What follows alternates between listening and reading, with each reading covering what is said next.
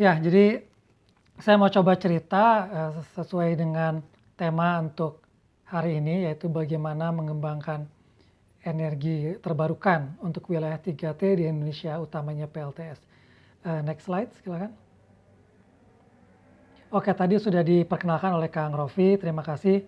Mungkin eh, hanya sedikit summary aja bahwa memang saya asalnya dari Bandung, jadi itu yang tidak dari sini ya Kang ya, yang dari SMA saya di Bandung, tapi S1 saya di Bandung, S2 S3 di Belanda, kemudian tadi 10 tahun di Swedia, jadi baru kembali ke Indonesia 2016 ya, 4 tahun yang lalu, dan bersama Solvina International, konsultan dari Swedia waktu itu, dan 2017 mengajar di Telkom University dan di Universitas Peradaban, itu di Bumi Ayu di Jawa Tengah. Kemudian 2018 membuat platform yoberbagi.id yang berbagi sebetulnya materi-materi yang mungkin biasa didapat juga di kampus, tapi ini lebih ke materi-materi yang biasanya tuh didapat ketika kita misalnya kalau orang-orang kerja atau itu ngobrol di ruang makan siang bareng-bareng tapi topiknya teknis lah, kurang lebih seperti itu mungkin ya, berdasarkan pengalaman. Dan sejak setahun yang lalu saya bersama Tractable Engineering Indonesia, konsultan juga bidang power, energi termasuk listrik. Next slide Kang. Jadi materi hari ini ada 4. Pertama saya mau cerita tentang sistem tenaga listrik secara umum. Untuk teman-teman yang berlatar belakang elektro, terutama elektro arus kuat, mungkin agak sabar sedikit di sini. Karena ini saya rasa penting untuk terutama yang non-power system engineer, ketika kita mau memahami bagian selanjutnya 2, 3, dan 4, yaitu tantangan kelistrikan wilayah 3T, kemudian yang ketiga potensi PLT Surya di wilayah 3T Indonesia, dan yang keempat pengembangan PLT Surya wilayah 3T Indonesia. Next slide. Nah, sistem tenaga listrik, next. Jadi untuk teman-teman yang tidak berlatar belakang power system, sistem tenaga listrik itu secara fundamental dibangun dengan teknologi arus bolak-balik. Di mana mungkin teman-teman ingat di pelajaran IPA ya, atau fisika SMA, dengan arus bolak-balik itu kita bisa menaik turunkan tegangan dengan menggunakan trafo, sehingga suatu sistem tenaga listrik bisa dibuat saling berhubungan, yang tujuan utamanya sebetulnya di panah biru ini adalah mengalirkan energi dari pembangkit yang di sebelah kiri itu ke bebannya. Jadi sistem tenaga listrik dibuat dalam menggunakan teknologi arus bolak-balik, terutamanya itu karena ada ke fleksibilitas untuk mengubah tegangan sehingga dia bisa lebih praktis dan efisien untuk transmisi distribusi, tapi tujuan utamanya adalah menyalurkan listrik dari pembangkit ke bebannya. Next. Nah, ini sedikit aja ke fisika zaman SMA dulu, bahwa arus bolak-balik tadi yang digunakan di sistem kelistrikan itu dibangkitkan ketika ada interaksi elektromekanik antara medan magnet dengan medan listrik. Jadi ketika ada kawat konduktor yang mengalami perubahan medan listrik, jadi ini ada magnet ya, di sebelah kiri dan kanan ini magnet, utara selatan, kemudian ada konduktor yang berubah terhadap medan magnet, misalnya karena dia digerakkan atau diputar, di sini kita bisa anggaplah putar dengan tangan kita, maka akan terjadi induksi tegangan yang terinduksi di ujung konduktor itu. Nah, kalau ini di tap dalam satu rangkaian sirkuit tertutup, maka dia akan membentuk tegangan bolak-balik di sini. Yang kalau untuk kasus Indonesia mempunyai frekuensi 50 Hz. Sehingga ini contohnya kalau kita di perusahaan listrik, itu biasanya ada indikator yang 50 Hz atau mendekati 50 Hz yang menandakan bahwa arus bolak-balik kita beroperasi atau sistem listrik kita beroperasi secara baik. Next. Nah, ini yang saya rasa sederhana tapi penting untuk kita pahami ketika kita nanti akan berdiskusi tentang pembangkit listrik tenaga baru terbarukan.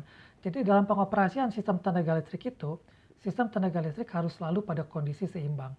Di mana daya listrik yang dibangkitkan tadi di gambar slide sebelumnya, di sebelah kiri itu harus selalu sama setiap saat dengan daya listrik yang dikonsumsi.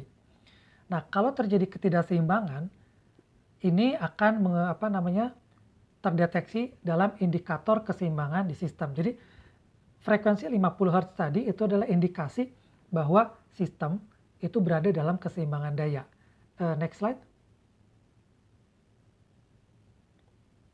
Nah, pada prakteknya, ketika kita mengoperasikan suatu sistem, itu yang di sebelah kanan, tadi ya di slide tadi beban listrik, itu tentu saja jarang yang konstan selama 24 jam. Ketika kita misalkan bicara beban listrik, itu ada beberapa macam. Ada beban listrik rumah tangga, di bagian bawah itu residential, ada yang komersial, misalnya perkantoran, kemudian ada yang industri. Nah, di sebelah kanan itu adalah kalau kita membuat profil dari beban yang dikonsumsi oleh jenis beban listrik yang berbeda-beda ini, maka polanya akan berbeda juga.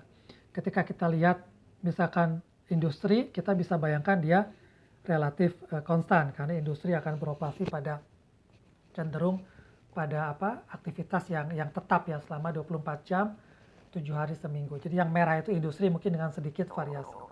Ketika kita bicara komersil, mungkin dia akan berupa seperti yang biru.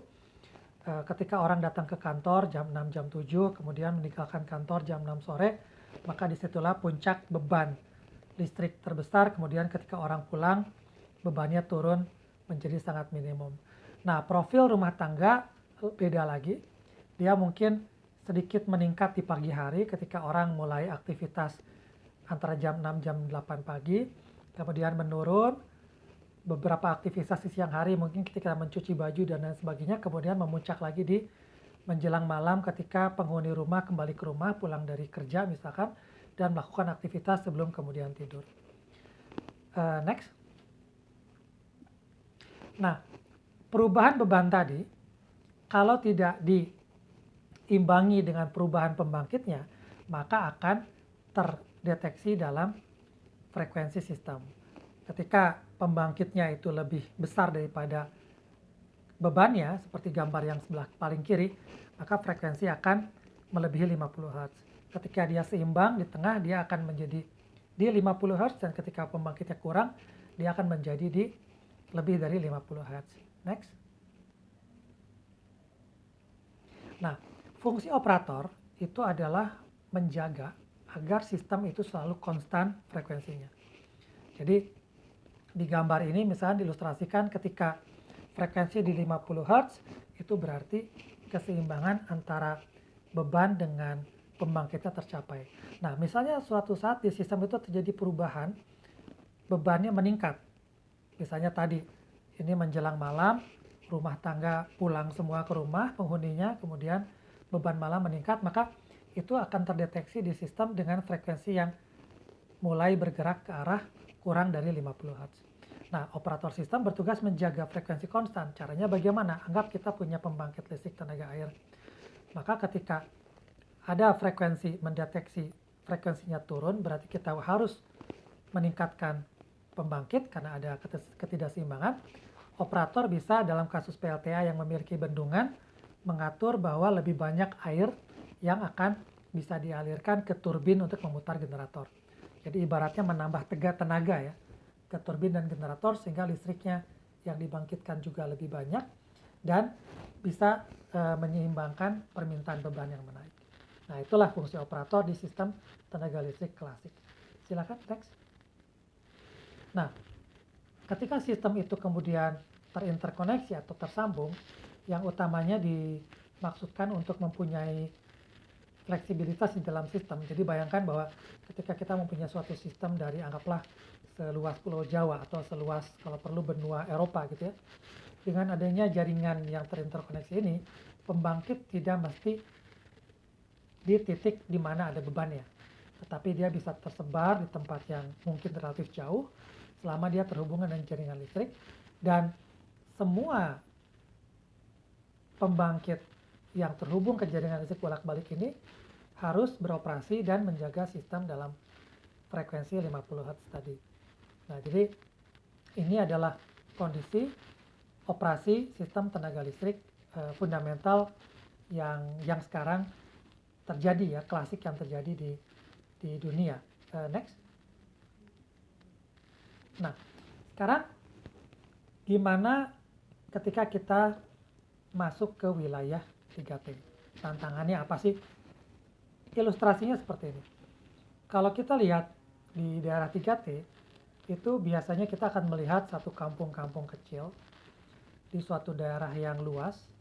Dan tadi mungkin teman-teman ingat di slide sebelumnya, ketika di listrik itu berkembang, ya terutama di daerah-daerah yang urban atau padat pemukiman, beban-beban itu terpusat di satu kota besar katakanlah. Di wilayah 3T kita bisa mempunyai ekspektasi bahwa beban itu adalah kampung-kampung kecil yang ada di daerah yang masih sangat natural ya. Next. Nah, di mana ketika kita berbicara wilayah 3T terdepan, terpencil, dan tertinggal ini, maka kita ingat ilustrasi sebelumnya, kita akan bertemu dengan beban-beban listrik di mana interkoneksi jaringan itu terbatas. Jadi, kalau kita ingat di gambar slide awal ada pembangkit, ada transmisi, trafo, distribusi, trafo dengan beban. Di daerah 3T, jaringan seperti itu mungkin terbatas atau tidak ada. Dan yang kedua tadi, beban-bebannya kecil, jadi dalam bentuk rumah-rumah atau kampung-kampung kecil. Tadi sebelum acara diputar video teman-teman ITS misalkan ya, kepala keluarganya hanya dalam 2 rukun tetangga gitu. Jadi bebannya itu kecil dan tersebar. Kadang-kadang tidak terpusat satu daerah tapi tersebar. Dan bebannya itu adalah beban residensial. Jadi kalau kita ingat tadi pola-pola beban, beban industri cenderung konstan, beban komersial cenderung konstan di satu titik, beban residensial naik turun dengan akumulasi terutama terjadi di malam hari atau di awal malam. Next. Nah, ini ilustrasi bahwa ketika kita bicara tentang wilayah 3T, untuk Indonesia terutama, seringkali kita akan ketemu suatu daerah berupa pulau yang relatif kecil, yang mungkin jarak dari pulau besar terdekat, dan itu pun juga pulau besar yang mungkin sistem jaringannya belum lengkap yang ada di Pulau Jawa misalkan, itu jaraknya sangat jauh dan itu jaraknya adalah dipisah oleh laut. Jadi sini ilustrasi satu pulau di Kepulauan Maluku itu berjarak 300 km ke pulau besar terdekat, kalau kita asumsikan Timor Leste itu pulau besar terdekat, atau 500 km ke pulau Indonesia terdekat yang cukup besar. Sehingga interkoneksi jaringan terbatas, fleksibilitas untuk menyalurkan daya listrik ke pulau tersebut juga terbatas. Padahal sekali lagi, daya listrik harus selalu sama dengan daya yang dikonsumsikan. Next. Nah, ini misalkan ambil ilustrasi sebuah pulau ya, Pulau Babar di Kepulauan Maluku. Pulaunya luasnya 60.000 hektar dan penduduknya 6.000-an jiwa di 9 desa. Jarak ke kota Makassar lebih dari 1.000 km. Nah, sekali lagi ini beban listrik kecil tersebar ini adalah tantangan di 3T karena ketika daya listrik itu harus selalu sama dengan yang dikonsumsi dan beban listrik yang tersebar, pilihan kita nanti adalah bahwa kita membangun pembangkit yang dekat dengan bebannya atau kita memangkut jaringan. Dan ini tentu saja alternatif yang akan memberikan tantangan yang berbeda dan harus dihitung mana yang paling optimal. Next. Nah, ilustrasi bebannya kebanyakan di daerah 3T itu bisa diperkirakan adalah beban perumahan ya. Artinya aktivitas akan lebih banyak kecuali di malam hari. Nah, di sini karena kita berbicara dalam konteks PLT Surya, mungkin bisa menjadi perhatian bahwa beban itu terbesar terjadi di malam hari ketika matahari tidak bersinar.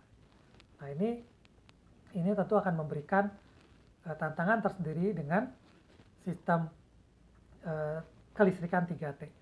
Next. Nah, sekarang kalau kita bicara potensi PLT surya untuk wilayah 3T. Next. Nah, tadi kita lihat bahwa wilayah T itu di singkatannya terdepan, tadi ya, terpencil dan tertinggal. Tetapi sebetulnya ada 3T yang lain kalau kita bicara 3T. Biasanya daerah 3T ini daerah yang terhijau, terbersih, dan terindah. Artinya apa? Artinya kalau kita mau membangkitkan listrik di situ, ada satu limitasi lagi selain bahwa kita harus membangkitkan listrik dan menyimbangkan pembangkit dengan beban, tetapi pembangkit listrik yang ada di situ pun perlu pembangkit listrik yang bersih, yang menjaga kondisi yang hijau, bersih, dan indah di daerah 3T tersebut. Nah, ini sebetulnya tambahan batasan ketika kita akan mengembangkan listrik di wilayah 3T. Next. Nah, ketika kita bicara listrik energi bersih terbarukan, tidak hanya pembangkit listrik tenaga surya, tentu saja. Ada pembangkit listrik tenaga air, dia potensi menjadi listrik energi bersih terbarukan.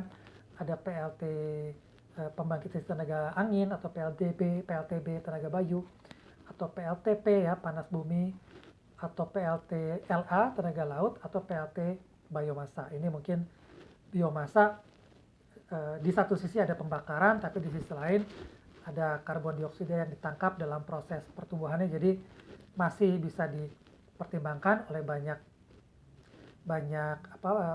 peneliti dan praktisi sebagai energi bersih terbarukan. Tetapi alternatifnya sebetulnya memang cukup banyak. Next. Nah, bagaimana kita memilih sumber pembangkit listrik yang kita akan gunakan di daerah yang berbeda-beda itu tentu saja dimulai dari sebetulnya keberadaan sumber energinya. Jadi ketika kita bicara tenaga air, tadi ada video di awal sesi ini dari teman-teman ITS, bagaimana mereka melakukan survei keberadaan sungai yang ada di daerah beban, kecepatan airnya, debit airnya. Nah, itu adalah bagian dari tahap awal untuk mengecek keberadaan sumber energi yang ada di daerah 3T tersebut. Atau ketika kita bicara tenaga matahari, kita juga bisa periksa dengan berbagai data satelit. Sekarang sudah banyak database-nya yang melihat seperti apa potensi atau iradiasi matahari yang ada di daerah-daerah yang berbeda-beda di Indonesia.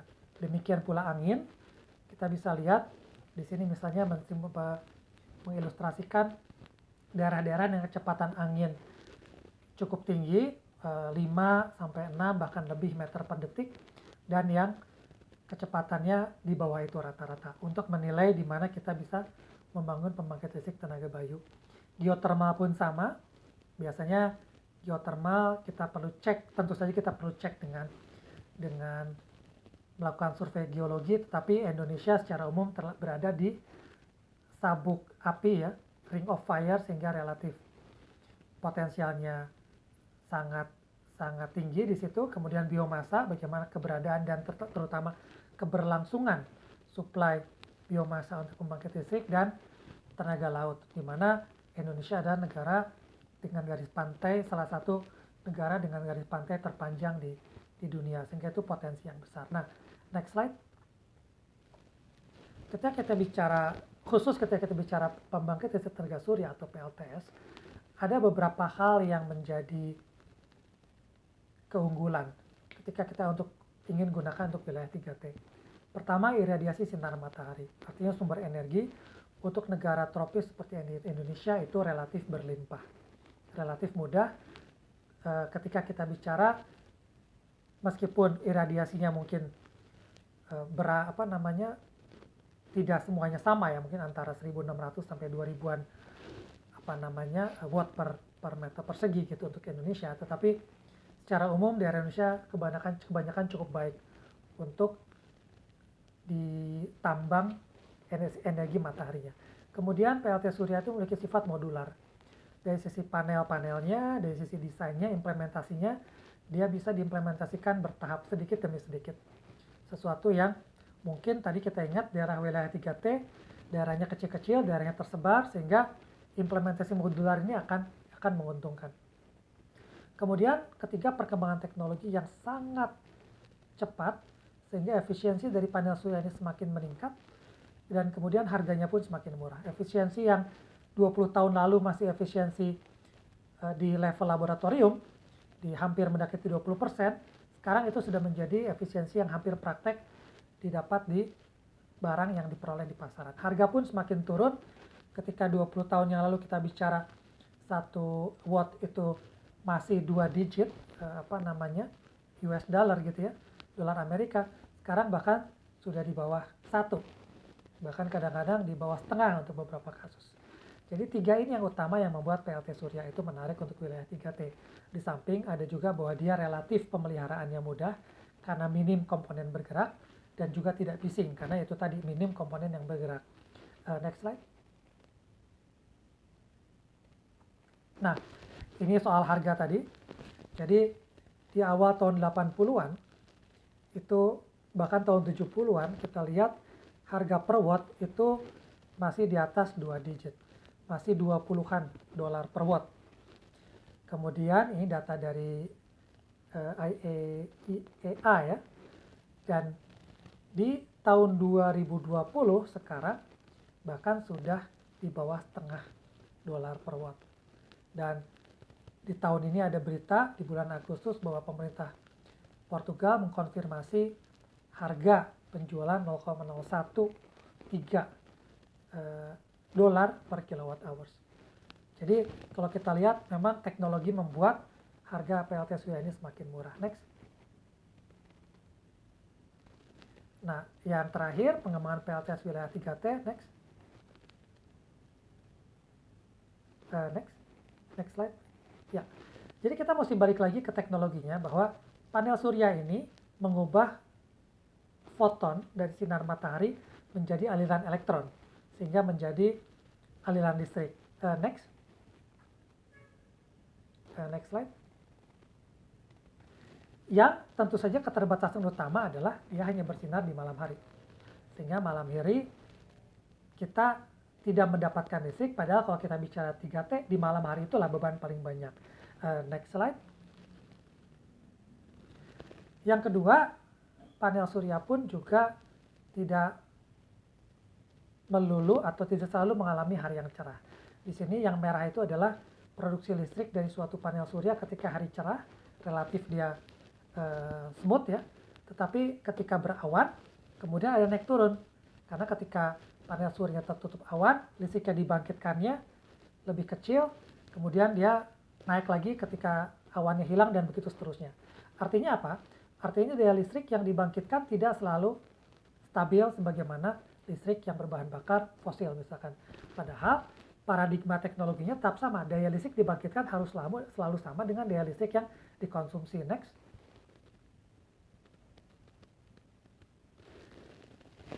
Nah, ini tadi lihat kita sudah bahas bahwa bebannya justru kebanyakan di malam hari. Next slide. Nah, sehingga untuk energi surya PLT daerah tertinggal, kita tahu dia ada keterbatasan jaringan. Sehingga sulit untuk kita mensuplai daya di beban dengan menyambungkan jaringan dari tempat-tempat yang jauh. Sehingga yang kita perlu lakukan adalah dengan menggunakan manajemen energi, misalnya menggunakan baterai atau menggunakan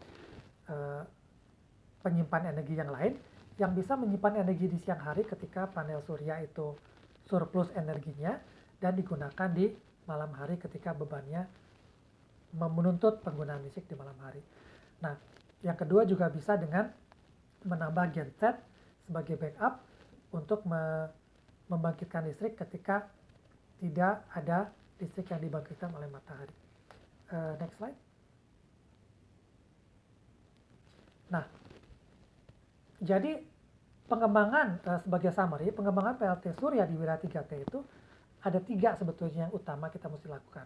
Pertama, kita mesti pastikan bahwa ketersediaan sumber energi. Kita mesti lihat daerah mana yang iradiasi suryanya baik. Kemudian polanya seperti apa? Apakah dia selalu cerah, apakah dia berawan, sering berawan, dan sebagainya.